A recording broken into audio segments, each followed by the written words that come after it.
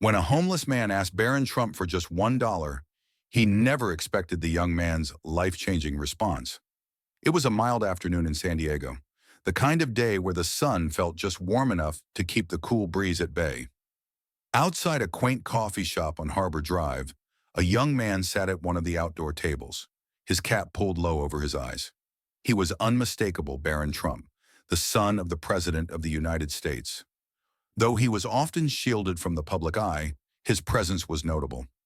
Passers-by occasionally glanced his way, unsure if they should approach the son of a public figure enjoying a moment of peace. Across the street, another man stood, unnoticed by most. His clothes were worn and layered, each piece telling a story of days spent in the elements. His hair was disheveled, and he held a small cardboard sign in one hand while his other fidgeted nervously in his pocket. His name was Mark, and today marked his 4th week sleeping under the overpass near the bay. Mark hadn't eaten a full meal in 3 days. His stomach gnawed at him, a relentless reminder of his plight. As he scanned the coffee shop for someone who looked approachable, his eyes locked on Barron Trump. At first, he hesitated. What could a man like that possibly care about someone like him? But hunger has a way of eroding pride. Taking a deep breath, Mark crossed the street, each step heavier than the last. His voice was almost inaudible as he approached Barron's table. "Sir, can you spare $1?" Barron looked up slowly, adjusting his cap. His expression was unreadable, and for a moment, Mark wondered if he'd made a mistake. But then Barron leaned back in his chair, studying Mark as if trying to understand his situation. The moment stretched on, and Mark's anxiety grew. He was ready to apologize and walk away when Barron finally spoke. "$1, huh?" he said, his tone neutral. Then with a hint of a smile, he added, "Sit down, let's talk." But Mark had no idea what he just set into motion. Mark hesitated. The invitation felt surreal. Sit down with Barron Trump? He scanned Barron's face for a sign that this wasn't some prank, but there was no malice there, just a calm curiosity that made him feel both exposed and oddly comforted. With a quiet "thank you," Mark eased into the chair across from Barron. His hands trembled slightly as he placed the cardboard sign on the table, angling it so it wouldn't catch too much attention. He could feel the weight of Barron's gaze, but it wasn't judgmental. It was curious, like someone who wanted to know the story behind the layers of dirt and despair. Mark wasn't used to this. Most people avoided eye contact or threw him loose change without a second thought. Nobody wanted to hear his story anymore. But sitting here, under the steady gaze of someone he never imagined meeting, the words started to spill out before he could stop them. I'm sorry if I bothered you," Mark stammered, his voice raw. "I don't usually, I don't like asking. I've been trying to find work, but it's hard, harder than I thought it'd be." He glanced down at his hands, ashamed of how desperate he sounded.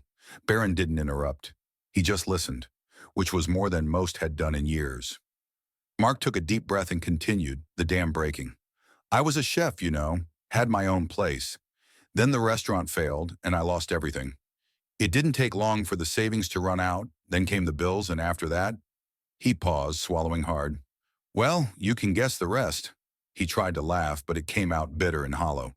"Funny, right? I spent my life feeding others, and now I'm the one who's starving." Barron's face remained thoughtful, but his eyes softened. Mark could feel the shame creeping in again, and he tried to steer the conversation away from himself. "I know you probably get asked for things all the time. I don't mean to be another guy with a handout. I don't know what else to do anymore."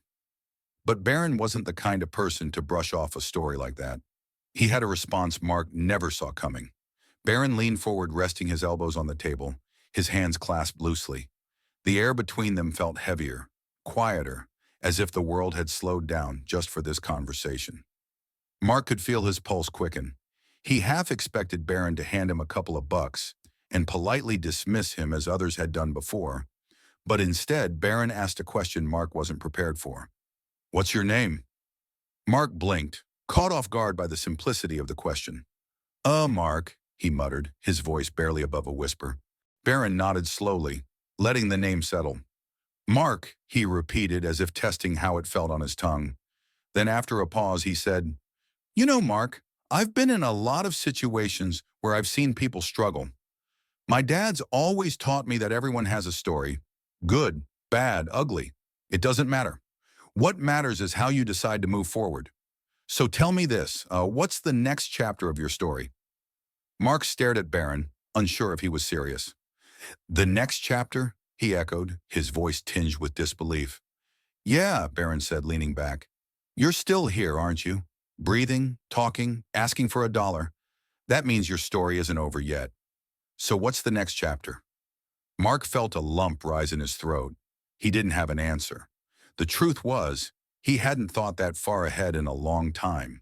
Survival didn't leave much room for long-term planning. I don't know, Mark admitted finally. I guess I just want to make it through the day. Barron's eyes narrowed, not in anger, but in thought.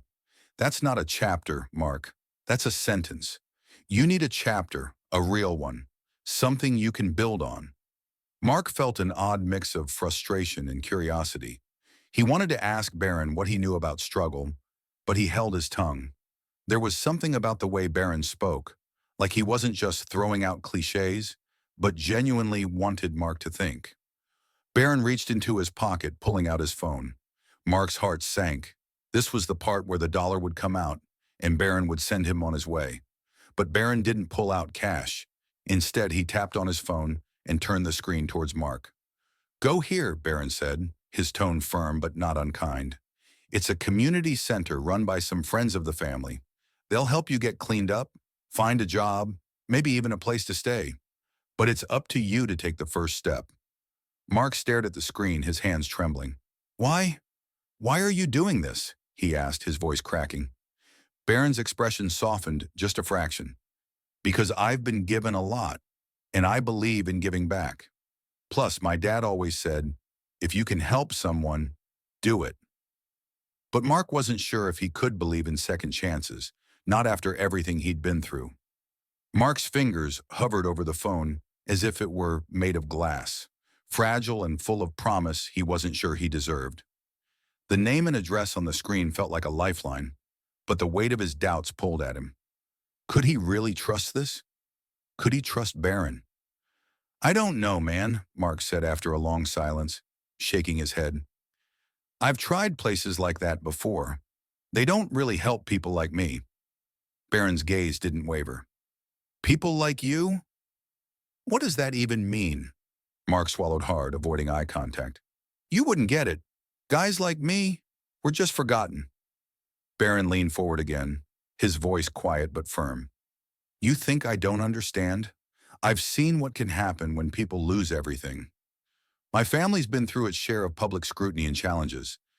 But it's not about where you start, it's about where you decide to go from here. The words hit Mark harder than he expected. He opened his mouth to argue but found he had nothing to say. Barron leaned back, his tone softening. Look, I'm not saying it's easy, but what I do know is this. Life isn't fair, and it never will be. The only thing you can do is decide whether you're going to let that break you or build you. Mark felt tears prick the corners of his eyes but quickly blinked them away. It's not that simple, he said, his voice cracking. No, it's not, Barron agreed. But simple doesn't mean easy. It's hard as hell, but if you don't try, you'll never know what could have been. Mark stared at the phone again, his mind racing. He thought about the nights he'd spent under the bridge, the meals he'd scavenged from trash, the faces that turned away from him every day. And now here was this young man, telling him he was worth more than all of that. For the first time in years, Mark felt a spark of something he couldn't quite name. Hope, maybe. Or maybe it was just the realization that he had nothing left to lose.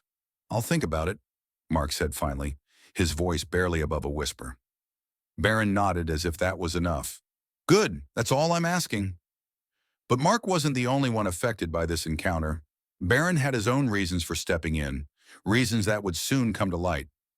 Mark took note of the address, his hands still trembling as he stood to leave, unsure of what to say or how to feel.